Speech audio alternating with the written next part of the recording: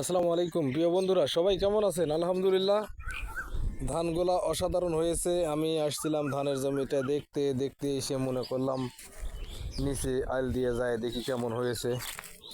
তো এর আগে তো খালি সাপের গায়ের উপর পা উঠাই দিছি, এবার দেখে যেতে না দিয়ে এই জন্য দেখে দেখে যাচ্ছি রাস্তা দিয়া, আইল দিয়া। প্রিয় বন্ধুরা, কেমন হয়েছে ধানগুলা জানাবেন। আমার কাছে খুবই অসাধারণ লাগছে, আপনাদের কাছে কেমন লাগছে একটু জানাবেন। ইরি ধান সবার পছন্দ, এটা 29 ধান। এই 29 ধান আমার কাছে ভালো লাগে, আর ফলনটাও বেশি হয়, তাই আমি লাগাইছি অল্প জায়গা। তো যাই হোক, খাওয়া লাগবে, তাহলে খেতে হলে তো ধান লাগাতে হবে, তাই না? তাই লাগাইছিলাম। তো ভালোই হয়েছে, খুব খারাপ হয় নাই।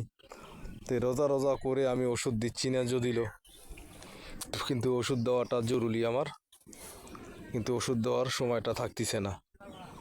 রোজা থেকে কষ্টটা করে গেলে অনেকটাই কষ্ট মনে হয়।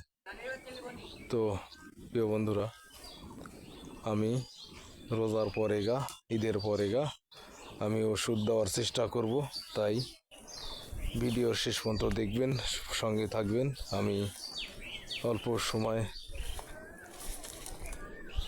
আজকের মতো এখানেই শেষ করলাম। প্রিয় বন্ধুরা, ভালো থাকবেন, সুস্থ থাকবেন।